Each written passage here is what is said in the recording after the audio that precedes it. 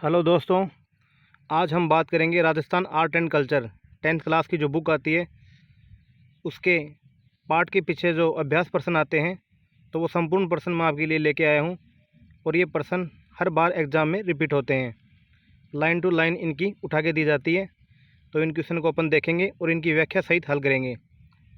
तो दोस्तों, पहला क्वेश्चन है कि कालीबंगा राजस्थान के किस ज़िले में स्थित है, ये आपको बताना है। तो ये तो सभी को पता होगा कि कालीबंगा है जो राजस्थान के कहाँ है, तो ये हनुमानगढ़ ज़िले में स्थित है। कालीबंगा एक कांस्य युगीन सभ्यता है। कालीबंगा एक क्या है? कांस्य युगीन सभ्यता है। कांस्य युगीन सभ्यता है। और इसका जो उत्खनन है दोस्तों वह कितने 5 स्तरों में। यह क्वेश्चन वनपाल में पूछा भी जा चुका है कि कालीबंगा का उत्खनन कितने स्तरों में हुआ है। तो इसका उत्खनन जो है वह 5 स्तरों में हुआ है। और कालीबंगा की जो खोज है दोस्तों वह 1952 में ए के घोष यानी अमलालन घोष के द्वारा की गई थी। तो ये आप फैक्ट जो है याद रखना। चलिए अगला क्वेश्चन लेते हैं। अपना दूसरा क्वेश्चन है कि राजपूतों की अग्निकुंड से उत्पत्ति का सिद्धांत किसने दिया था, ये आपको बताना है। तो इसका जो राइट आंसर होगा वो होगा चंद्रबरदाई। चंद्रबरदाई के द्वारा राजपूतों की उत्पत्ति का सिद्धांत दिया था। और पृथ्वीराज रासो जो ग्रंथ है तो उसकी रचयिता कौन है? चंद्रबरदाई हैं। पृथ्वीराज रासो की रचयिता चंद्रबरदाई हैं। तो अपना अगला क्वेश्चन है तीसरा कि पद्मिनी किस शासक की पत्नी थी, यह आपको बताना है। तो दोस्तों, पद्मिनी जो है वह रावल रतन सिंह की पत्नी थी। और ये चित्तौड़गढ़ के क्या थे? शासक थे, रावल रतन सिंह। और चित्तौड़गढ़ का जो साका है दोस्तों वह हुआ था 1303 में। 1303 में चित्तौड़गढ़ का साका हुआ था, जिसमें रानी पद्मिनी ने 1600 महिलाओं के साथ क्या किया था? जौहर किया था। और केसरिया रावल रतन सिंह ने किया था। और अगर राजस्थान का पहला साका पूछे आपसे तो वो होता 1301 में। राजस्थान का पहला साका 1301 में। और कौन से दुर्ग में? तो रणथंभौर दुर्ग में हुआ था, हमीर देव के नेतृत्व में। तो ये फैक्ट आप याद रखना। चलिए अगला क्वेश्चन लेते हैं। पृथ्वीराज तृतीय ने किस वर्ष महोबा के चंदेल शासक को परास्त किया था, यह आपको बताना है दोस्तों। तो इसका जो राइट आंसर होगा वो होगा 1182 यानी 1182 ईस्वी में चंदेल जो शासक है महोबा का उसको पृथ्वीराज तृतीय ने पराजित किया था। पृथ्वीराज तृतीय जिसे पृथ्वीराज चौहान भी अपन जानते हैं। और चंदेल जो शासक है वह है परमर्दी चंदेल। और इसके दो सेनापति आला और उद्दल थे, ये आपको याद रखना है। तो 1182 ईस्वी में इसको परास्त किया गया था। अगला है दोस्तों कि कृष्णा कुमारी किस राज्य की राजकुमारी थी। तो कृष्णा कुमारी जो विवाद है तो वह किस राज्य की राजकुमारी थी? तो वह मेवाड़ राज्य की राजकुमारी थी कृष्णा कुमारी। तो चलिए अगला क्वेश्चन लेते हैं। अब है लोक देवताओं से संबंधित क्वेश्चन। क्वेश्चन है कि निम्न में से कौन पंच पीरों में शामिल नहीं है, ये आपको बताना है। तो दोस्तों, दो पंच पीर हैं। तो एक तो इनमें पाबू जी आता है, एक रामदेव जी, एक गोगा जी। तो तेजा जी जो है वह पंच पीरों में सम्मिलित लोक देवता नहीं है। तो फिर बाकी तीन कौन है? तो एक हड़बू जी आ गया, हड़बू जी, और एक मेहाजी मांगलिया। ये पंच पीर कहलाते हैं। तो तेजा जी है जो पंच पीरों में शामिल नहीं है। और दोस्तों, तेजा जी को काला बाला के देवता कहा जाता है। और फर्स्ट ग्रेड में एक क्वेश्चन पहले पेपर में पूछा जा चुका है कि काला बाला का देवता किसे कहते हैं। तो तेजाजी को काला बाला का देवता कहा जाता है। अगला क्वेश्चन है कि तेजाजी का जन्म किस जिले में हुआ था। तो दोस्तों, तेजाजी का जन्म आपको सभी को विदित होगा कि तेजाजी का जन्म खरनाल नागौर जिले में हुआ था। और इनकी मुख्य जो पीठ है वह परबतसर नागौर में आती है, जहाँ मेला भी भरता है। तो ये फैक्ट आपको याद रखना है। अगला क्वेश्चन है कि धन्ना किसके शिष्य थे, ये आपको बताना है दोस्तों। तो दोस्तों, धन्ना के बारे में आपको जानकारी देना चाहूँगा। तो इसका जो राइट आंसर होगा वो होगा बी, यानी रामानंद के शिष्य थे। और राजस्थान में भक्ति आंदोलन के जो जनक हैं दोस्तों, या राजस्थान में भक्ति आंदोलन का सूत्रपात किसने किया? तो वो संत धन्ना। और ये एक जाट परिवार से थे और इनका जन्म टोंक जिले के धुवन गांव में हुआ था। तो ये आपको धन्ना जी से संबंधित एक फैक्ट याद रखना है। आशा करूँगा आप याद रखेंगे। अगला क्वेश्चन है विश्नोई संप्रदाय के प्रवर्तक कौन थे। तो दोस्तों, विश्नोई संप्रदाय के प्रवर्तक हैं जाम्बोजी, यानी जाम्बोजी जो हैं विश्नोई संप्रदाय के प्रवर्तक हैं, जिन्होंने 1485 ईस्वी में विश्नोई संप्रदाय का प्रवर्तन किया था। और इनकी जो पीठ है वह मुकाम बीकानेर में आती है। और जसनाथ जी जो हैं दोस्तों, जसनाती, वो हैं जसनाती संप्रदाय के। और यह भी कत्रियासर बीकानेर का प्रसिद्ध है। जसनाती संप्रदाय, इसकी प्रधान पीठ है कत्रियासर बीकानेर। और दोस्तों, अग्नि जो नृत्य है वह जसनाती संप्रदाय के द्वारा किया जाता है। तो ये आपको फैक्ट याद रखने हैं। अगला जो क्वेश्चन है दोस्तों वह है मेले से, मेले और त्यौहार हैं उनसे संबंधित क्वेश्चन है। तो पहला क्वेश्चन है कि भर्तरी का मेला किस जिले में बढ़ता है। तो दोस्तों भर्तरी का जो मेला है वह बढ़ता है अलवर ज़िले में। भर्तरी का मेला अलवर ज़िले में बढ़ता है। और ये कब बढ़ता है, तो वर्ष में 2 बार, यानी एक तो वैसाख, एक तो दोस्तों बढ़ता है ये वैसाख, और एक बढ़ता है भाद्रपद। भाद्रपद माह में भर्तरी का मेला अलवर ज़िले में बढ़ता है। तो अलवर का क्या प्रसिद्ध है, तो सरिस्का अभयारण्य जो है हरे कबूतरों के लिए वह अलवर का प्रसिद्ध है। तो आप इससे संबंधित फैक्ट याद रखें। अगला क्वेश्चन है दोस्तों कि बूंदी में कजली तीज का पर्व किस माह में मनाया जाता है। तो ये बूंदी की कजली तीज का पूछा है अपने, तो यह भाद्रपद है, यानी ये मनाया जाता है भाद्रपद। भाद्रपद कृष्ण तृतीया को कजली तीज मनाया जाता है। और वैसे तो अगर तीज पूछे तो वैसे तीज जो है वो जयपुर की प्रसिद्ध है दोस्तों। इसको मैं थोड़ा बड़ा कर देता हूँ, अब आपको अच्छे से दिख रहा होगा। वैसे तीज पूछे तो वह जयपुर की प्रसिद्ध है और वह मनाई जाती है श्रावण शुक्ल तृतीया को, श्रावण शुक्ल तृतीया को।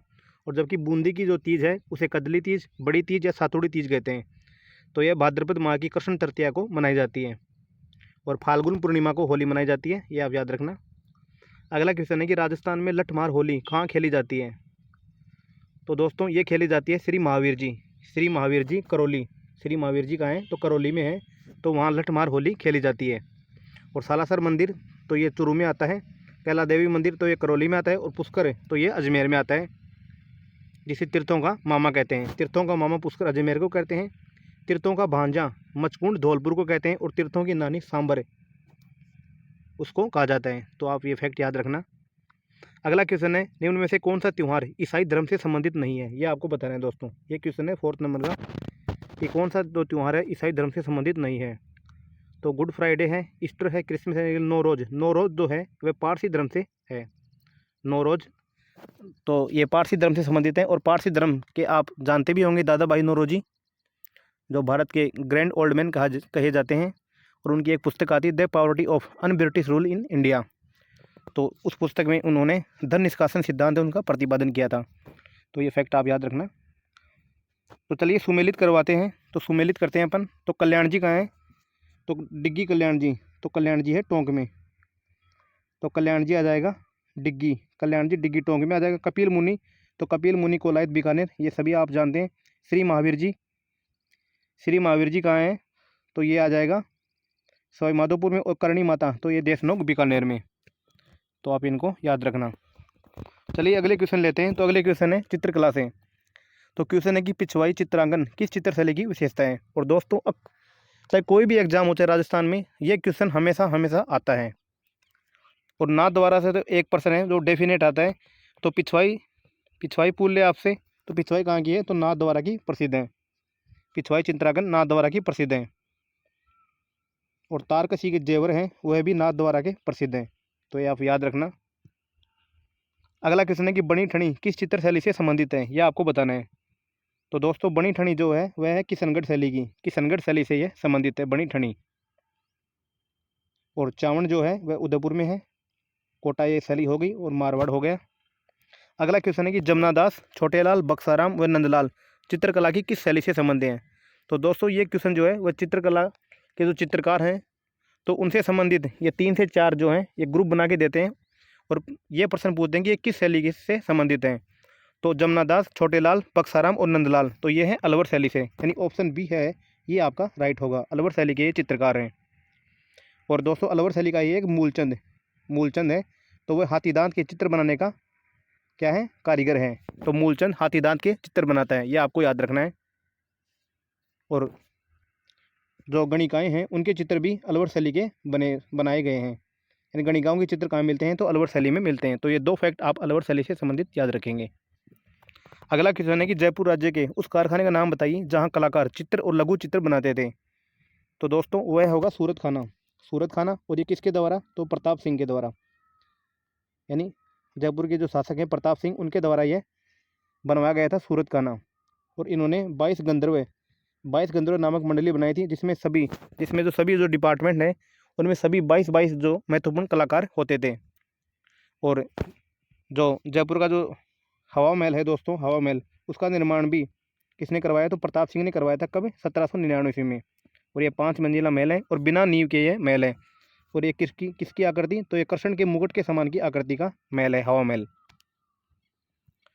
तो अगला क्वेश्चन है कि पक्षियों को महत्व देने वाली चित्रशैली है। तो पक्षियों को महत्व देने वाली एक ही चित्रशैली है, तो वह कौन सी है? बूंदी शैली। जो बूंदी शैली है वह पक्षियों को महत्व देने वाली चित्रशैली है। अपन अगर और शैली के बारे में देखें तो देवगढ़ शैली। तो देवगढ़ शैली जो है वह किसकी है? तो देवगढ़ शैली जो है वह मेवाड़ में आती है। और देवगढ़ में मोती महल और अजारा की ओवरी ये प्रसिद्ध है। मोती महल और अजारा की ओवरी। और देवगढ़ जो शैली है दोस्तों, उसको प्रकाश में लाने का श्रेय श्रीधर अंधारे को जाता है। यानी खुद अंधकार में थे लेकिन फिर भी इसको प्रकाश में लेकर आए कौन? श्रीधर अंधारे। तो आप ये फैक्ट याद रखना दोस्तों। अपना अगला क्वेश्चन है दुर्ग से संबंधित। क्वेश्चन है कि किस दुर्ग के लिए कहा गया है कि यह दुर्ग बख्तरबंद है। तो दोस्तों यह कहा गया है किसके द्वारा? तो यह रणथंभौर के कहा गया है कि यह दुर्ग बख्तरबंद है, बाकी सब नंगे हैं। और किसने कहा? तो अबुल फजल के द्वारा यह कथन कहा गया है दोस्तों। अगला क्वेश्चन है दोस्तों कि एक जैसे 9 महल किस किले में बने हुए हैं। तो एक जैसे 9 महल हैं दोस्तों, तो वह बने हैं नाहरगढ़ में।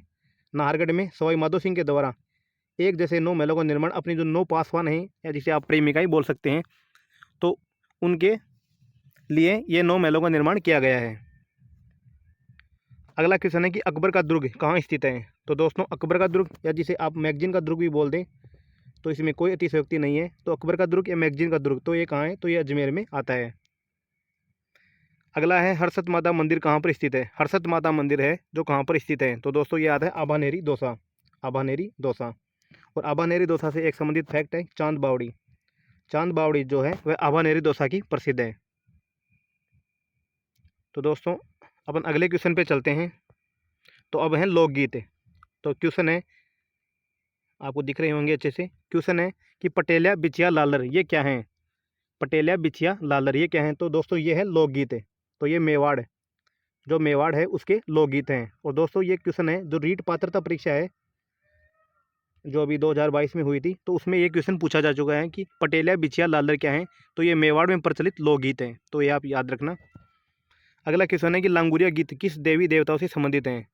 तो दोस्तों लांगुरिया जो गीत हैं वह किससे? तो यह जीण कैला देवी, यानी कैला देवी से लांगुरिया गीत संबंधित हैं। जीण माता, तो देवियों में सबसे लंबा गीत जो है वह जीण माता का आता है। और देवताओं में सबसे लंबा गीत है वह रामदेव जी का आता है। तो आप ये 2 फैक्ट हैं जो याद रखना। क्वेश्चन है कि अल्लाह जिलाबाई की प्रसिद्धि का कारण क्या है। तो दोस्तों ये क्या थी? तो ये थी मांड गायन, यानी मांड गायन थी। ये बीकानेर की है अल्लाह जिलाबाई, जिन्हें राजस्थान की मरु कोकिला कहा जाता है, अल्लाह जिलाबाई को। और ये जो गीत है अपना राज्य गीत पधारो हमारे देश, केसरिया बालम पधारो हमारा देश, तो उसको अंतर्राष्ट्रीय स्तर पर प्रसिद्धि दिलाई थी। जबकि दोस्तों इसको पहली बार, जो अपना राज्य गीत है केसरिया बालम पधारो हमारा देश, उसको पहली बार जयपुर उदयपुर है उसकी मांगी बाई ने गाया था। लेकिन अंतर्राष्ट्रीय स्तर पर प्रसिद्धि अल्लाह जिलाबाई ने दिलाई थी। तो इसलिए अल्लाह जिलाबाई को राजस्थान की मरु कोकिला कहा जाता है। तो आप ये फैक्ट याद रखना। अगला क्वेश्चन है नृत्य से संबंधित है। तो गींदड़ नृत्य का संबंध किस क्षेत्र से है, ये आपको बताना है दोस्तों। तो दोस्तों गींदड़ जो नृत्य है उसका संबंध है शेखावाटी से। शेखावाटी, तो शेखावाटी के कौन कौन से हैं तो अपन देखते हैं। तो शेखावाटी का एक तो ढपात है, एक गींदड़ आ गया, और एक होली। होली जो नृत्य है वह भी, और एक कच्ची घोड़ी। कच्ची घोड़ी, तो ये नृत्य हैं ये शेखावाटी क्षेत्र के आते हैं। अगला क्वेश्चन है कि कच्ची घोड़ी नृत्य किस अवसर पर किया जाता है। तो अभी मैंने बताया कि कच्ची घोड़ी नृत्य है ये शेखावाटी का प्रसिद्ध है। और ये किस अवसर पर? तो होली के अवसर पर यह किया जाता है। और किसके द्वारा? तो ओनली पुरुषों के द्वारा, पुरुषों के द्वारा ये नृत्य किया जाता है। अगला क्वेश्चन है दोस्तों कि ढोल नृत्य किस जिले से संबंधित है, ये आपको बताना है। तो दोस्तों ढोल नृत्य जो है वह जालोर का प्रसिद्ध है, ढोल नृत्य। और इसको प्रकाश में लाने का श्रेय जय नारायण व्यास को दिया जाता है। जय नारायण व्यास को दिया जाता है। अगला क्वेश्चन है कि लच्छीराम का संबंध किस लोक नाट्य से है। तो दोस्तों लच्छीराम का जो संबंध है वह कुचामनी ख्याल से संबंधित है। लच्छीराम का संबंध कुचामनी ख्याल से संबंधित है। और हेला ख्याल, तो ये दौसा का प्रसिद्ध है, शायर हेला इसके प्रवर्तक हैं, हेला ख्याल के। और शेखावाटी ख्याल, तो इसके नानू राम और दूलिया राणा इसके प्रसिद्ध कलाकार हैं शेखावाटी ख्याल के। तो अपना क्वेश्चन था कि लच्छीराम का संबंध किस लोक नाट्य से, तो कुचामनी ख्याल से इसका संबंध है। अगला क्वेश्चन है दोस्तों कि चार बैत कहाँ का प्रसिद्ध लोक नाट्य है। तो ये आप सभी को विदित होगा कि चार बैत जो है वह टोंक का क्या है? प्रसिद्ध लोक नाट्य है। चार बैत कहाँ का है? तो टोंक का प्रसिद्ध लोक नाट्य है। अगला क्वेश्चन है दोस्तों कि मेयो कॉलेज की स्थापना किस वर्ष हुई थी। और ये जो प्रश्न है वह अक्सर यानी एग्जाम में रिपीट होता है। और दोस्तों ये वो प्रश्न है जो मतलब लाइन की लाइन उठा के दी जाती है एग्जाम में, यानी कोई भी चेंज नहीं होता है। तो ये 1875 इसका आंसर होगा। मेयो कॉलेज की स्थापना अजमेर में हुई थी 1875 में, लॉर्ड मेयो ने करवाई थी। अगला क्वेश्चन है दोस्तों कि केवलादेव गना पक्षी राष्ट्रीय उद्यान किस जिले में स्थित है, ये आपको बताना है। तो केवलादेव गना पक्षी कहाँ है, तो यह भरतपुर में आता है। केवलादेव गना पक्षी विहार भरतपुर में आता है। अगला क्वेश्चन है किस गढ़ के लिए कर्नल जेम्स टोड ने कहा था। कर्नल जेम्स टोड कौन है, तो ये राजस्थान के इतिहास के पिता इनको कहा जाता है, या इतिहास के पिता के जो राजस्थान का इतिहास है उनके जनक कहा जाता है कर्नल जेम्स टोड को, जिन्हें घोड़े वाले बाबा कहा जाता है। तो इन्होंने कहा था कि यदि उन्हें राजस्थान में एक जागीर की पेशकश की जाए तो वह इस गढ़ को चुनेंगे। यानी किस गढ़ को चुनेंगे, तो दोस्तों ये उन्होंने कहा था भैंसरोडगढ़ के लिए। भैंसरोडगढ़ जो चित्तौड़गढ़ में आता है, और इसका जो निर्माण है 2 जैन व्यापारी भैंसा शाह और रोड़ा शाह के द्वारा करवाया गया था। यानी एकमात्र ऐसा दुर्ग है जिसका निर्माण व्यापारियों के द्वारा करवाया गया था। तो कौन, भैंसा शाह और रोड़ा शाह जैन व्यापारी थे, उनके द्वारा भैंसरोडगढ़, जिसे राजस्थान का वेल्लोर भी कहते हैं, तो ये निर्माण उनके द्वारा करवाया गया था। दोस्तों कुछ क्वेश्चन जो है स्किप हो गए थे, तो मैं ले आता हूँ इनको। कौन से क्वेश्चन थे अपने, ये आ गए। तो अपना तीसरा क्वेश्चन हो गया था। अब अगला क्वेश्चन अपना कि हवा महल का निर्माण किसने करवाया था। तो हवा महल का निर्माण मैंने अभी बताया था, तो किसने करवाया था, प्रताप सिंह ने। कब करवाया था, तो 1799 ईस्वी में करवाया था। हवा महल जयपुर में स्थित है, और ये 5 मंजिला क्या है, महल है, जो बिना नींव का है, और इसकी आकृति कृष्ण के मुकुट के समान है। तो आप इसके बारे में फैक्ट याद रखना। अरे दोस्तों ये फिर स्किप हो गई, फिर चलो मैं लेके आता हूँ इन क्वेश्चन को। तो अपना अगला क्वेश्चन है दोस्तों कि सरदानाथ जी का आश्रम कहाँ स्थित है। ये आपको बताना है कि सरदानाथ जी का जो आश्रम है वह कहाँ स्थित है। तो दोस्तों सरदानाथ जी का जो आश्रम है वह सीकर जिले में, सीकर जिले में सरदानाथ जी का आश्रम स्थित है। तो अपना अगला क्वेश्चन है, तो ये क्वेश्चन जो है दोस्तों ये वन लाइनर में है, तो इनको भी मैंने इंक्लूड किया है। चलिए इनके भी हम उत्तर जानते हैं। क्वेश्चन है कि राष्ट्रीय उष्ण अनुसंधान केंद्र कहाँ स्थित है। तो ये अनुसंधान केंद्र यानी रीट मेंस में एक महत्वपूर्ण टॉपिक है अनुसंधान केंद्र, तो उसका ये क्वेश्चन। तो ऊँट अनुसंधान केंद्र कहाँ है, तो यह है जोहड़बीड़। राष्ट्रीय ऊँट अनुसंधान केंद्र जोहड़बीड़ बीकानेर में स्थित है। अगला है ताल छापर अभयारण्य के प्रमुख आकर्षण क्या हैं। तो दोस्तों ताल छापर जो अभयारण्य है वह है चूरू में। ताल छापर अभयारण्य चूरू जिले में है, और यहाँ के कृष्ण जो मृग हैं वह प्रसिद्ध हैं। अगला है 12 में स्थित सीताबाड़ी का महत्व बताइए। तो दोस्तों 12 में स्थित सीताबाड़ी क्या है, तो सीताबाड़ी का जो मेला बढ़ता है तो वह सहरिया जनजाति का क्या कहलाता है, कुंभ कहलाता है। सहरिया जनजाति का कुंभ कहलाता है 12 में स्थित सीताबाड़ी का मेला। अगला है भवानी नाट्यशाला का निर्माण कब व कहाँ हुआ था। तो दोस्तों भवानी नाट्यशाला है उसका निर्माण हुआ था झालावाड़ में, यानी झालावाड़ में इसका निर्माण हुआ था। और ये कब हुआ था, तो आप मुझको कमेंट करके बताओगे कि ये कब हुआ था। अगला क्वेश्चन है तो सुमेलित जो पर्यटन स्थल हैं ये अपन को सुमेलित करने हैं। तो नागदा कहाँ है, तो नागदा आ जाएगा उदयपुर में, नागदा उदयपुर में। और यहाँ सास बहू का मंदिर है। तो दोस्तों इसका सास बहू है वह तो अब मतलब लोग कहते हैं, लेकिन इसको सशस्त्र बहू जो है उसके नाम से जाना जाता है। तो सास बहू का मंदिर नागदा उदयपुर में है। रावल बप्पा यानी बप्पा के द्वारा इनका निर्माण करवाया गया था। तो कतरिया सर तो ये बीकानेर में दशनाथी संप्रदाय की पीठ है। खेतड़ी महल तो खेतड़ी महल आ जाएंगे झुंझुनू में। सुंदा माता पर्वत तो ये जालौर में आता है। और एक इसके लिए तो ये जंगली जो भालू हैं उनके लिए प्रसिद्ध है। और सुंदा माता से चलो आपको एक फैक्ट बता देता हूँ मैं कि सुंदा माता जो है यानी राजस्थान का प्रथम रोपवे तो वह सुंदा माता जालौर में आता है। और ये 800 मीटर का रोपवे है। राजस्थान का प्रथम रोपवे दोस्तों ये सुंदा माता जालौर में। तो अपना अगला क्वेश्चन है कि स्वामी केशवानंद का जन्म किस जिले में हुआ था। तो दोस्तों स्वामी केशवानंद का जो जन्म है वह हुआ था सीकर जिले में। तो ये आपको फैक्ट याद रखना है। अगला क्वेश्चन है जयपुर फूट के जनक कौन है। तो दोस्तों जयपुर फूट के जो जनक हैं वो हैं डॉक्टर पी.के. सेठी, यानी डॉक्टर पी.के. सेठी हैं वह जयपुर फूट के जनक हैं। अगला क्वेश्चन है दोस्तों कि इंसान पहले इंसान फिर हिंदू या मुसलमान, यह संदेश किसका है। तो दोस्तों यह जो संदेश है वह आचार्य तुलसी का ये संदेश है कि इंसान पहले इंसान होता है फिर हिंदू या मुसलमान। तो दोस्तों आचार्य तुलसी के द्वारा यानी कब, तो 1949 में, यानी 1949 ईस्वी में अणुव्रत आंदोलन का क्या किया था, सूत्रपात इन्होंने किया था। और जाति पात और छुआछूत का इन्होंने विरोध किया था।